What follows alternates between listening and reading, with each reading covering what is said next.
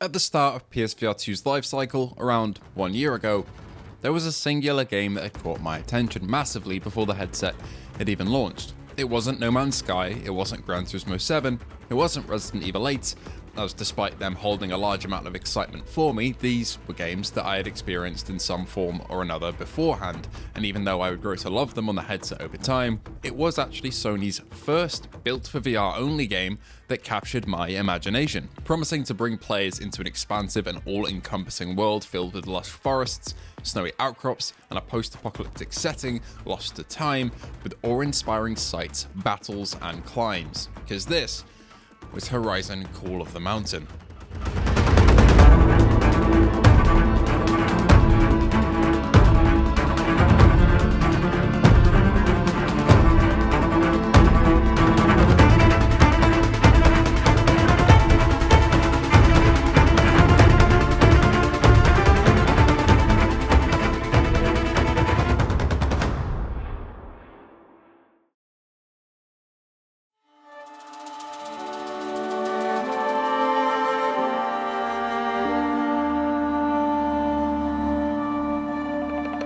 As we start our journey through looking at this game a year later, let's talk first about the main draw for me when looking forward to this VR release at launch that was unsurprisingly the visuals. Not only did the trailers make Horizon look like a Half-Life Alyx level VR title in terms of visual quality, it was being launched alongside a brand new piece of hardware designed to specifically leverage its strengths. But did the end product actually result in something of this quality? Well, yes, and kind of no. It's complicated. You see, on a still technical level, Horizon is a masterpiece visually. Never before had I seen vistas like this in VR, and I haven't really seen them since. Horizon's art style is a match made in heaven for VR, and the Horizon-wide, no pun intended, forests, towering mountain ranges, and flowing rivers are sights I return to often, even to this day, an entire year later. Mostly because nothing can really match them in terms of art style and raw fidelity at that base level. But it's not just these wide areas that deserve praise. The finer details need to be shown off too, because smaller objects and textures are modeled to perfection. All of the protagonist, Reyes, his gear, is intricately designed. Each object the player can pick up and interact with, along with every single rock face, vine branch, and tree littering the foreground in every single scene, looks genuinely incredible, and the artists and technical devs here are absolute wizards for pulling this off.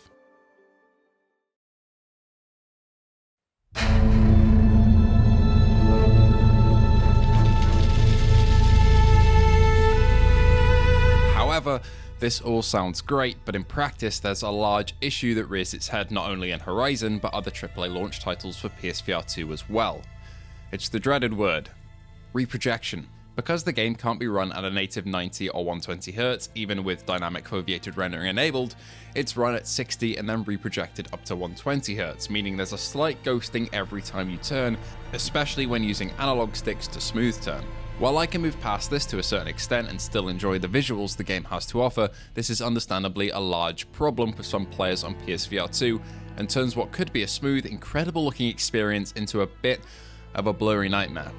Now, I am over-exaggerating its extent there, as I don't really notice it massively when I'm fully immersed, but reprojection can really affect players who are either sensitive to it or experience motion sickness, and was a major complaint when the game launched and still is to this day.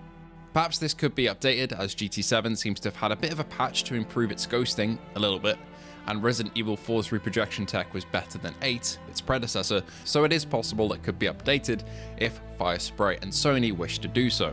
Or perhaps this reprojection issue could be addressed with Sony's rumored new hardware, the PS5 Pro, launching later this year.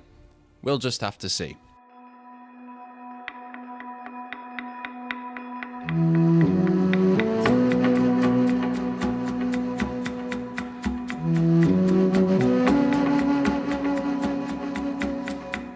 Now, moving past visuals, the main gameplay loop here is climbing. And if Horizon didn't nail this down to a T and be the best VR climbing simulator out there, it would essentially ruin the entire draw of a game to most players who were eyeing it up at launch.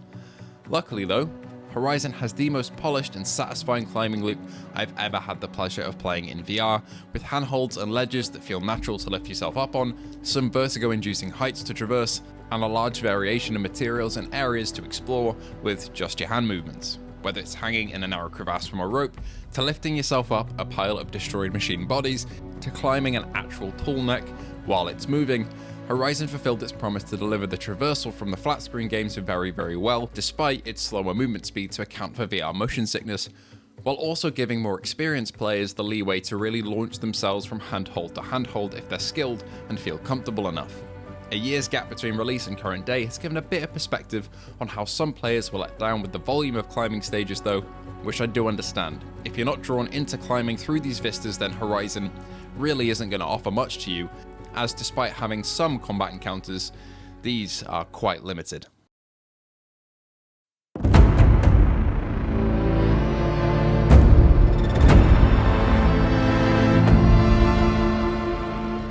I'm truly torn on how Horizon handles its combat and encounters with enemy machines. Because, on one hand, they're visually awesome.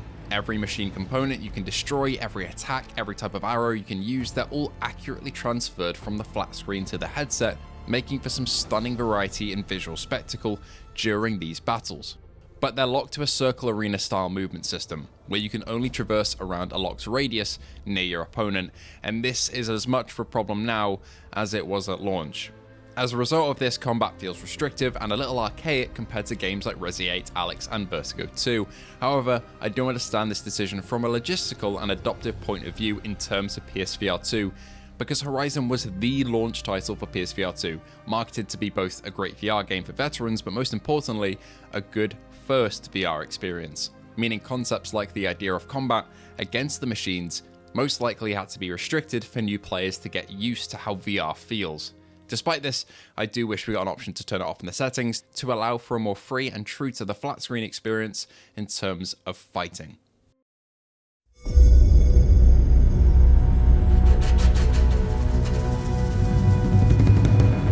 I really don't have many words for Call of the Mountain soundtrack because, honestly, it's perfect.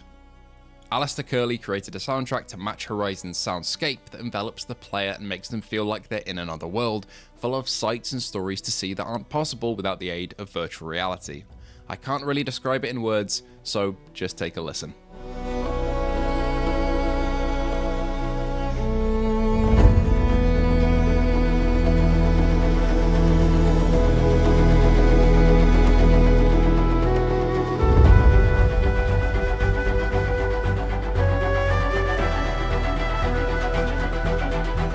Call the Mountain story is an area that I'm not too interested in, to be honest, as the redemption story of Reyes across the narrative serves as a decent backdrop to the VR game, but never reached a point where I felt emotionally invested, and most of the characters felt a little one-note and flat.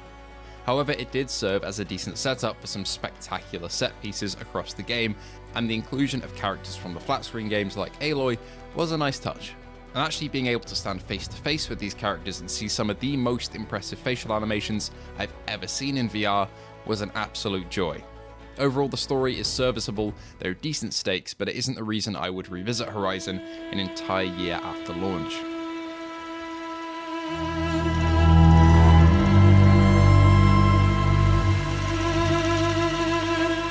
Now, Horizon's immersive systems are a reason to revisit it though, as what makes a VR game feel real, to me at least, is a sense of presence, weight and overall physics, which Call the Mountain absolutely nails.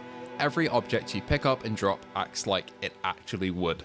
Machines come crashing down upon death, and climbing aids flex and feel like they're on the cusp of breaking when you put your weight on them. All of this combined with actual collision between every single grabbable object in the game makes Horizon feel like a tangible experience that as a player you can relate to, because the physics system feels familiar to the real world, giving it a sense of real place. In this regard, it's still probably the most impressive PSVR2 game since launch, as not even Resident Evil can match it in terms of presence and place with the physics.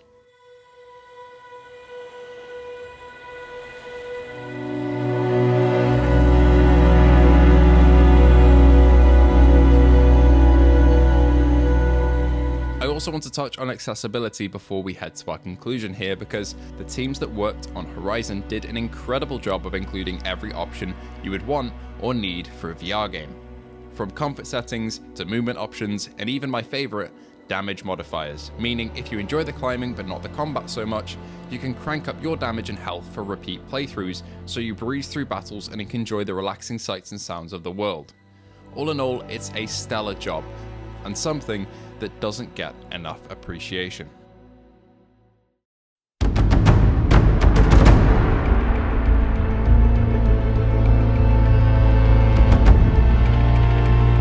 Horizon Call the Mountain was the gold standard for PSVR2 and VR in general, in my opinion, when it launched. But not in every single category, as some areas are real standouts like visual clarity, immersion and sound, while others feel very restricted, such as reprojection, and some even feel too safe, like combat movement. Regardless, Call the Mountain is a very special game to me due to the reasons I've listed in this video, one that I return to and always keep installed because it feels comforting as a VR environment. And most importantly, expansive and real. Thank you all for watching. I hope you did enjoy. Please do let me know in the comments below, what do you think of Horizon Call the Mountain? Have you revisited it since launch? Is it too pricey for you to want to pick up? Thank you all to our patrons, Luke Bentley, Ace Gamer, Hazit Mirza, and Phil Irving. Your guys' donations every single month help keep the channel going. And if you want to join the Patreon or YouTube membership, the links are in the description below. Thank you all for watching once again, and I hope to see you all in the next one.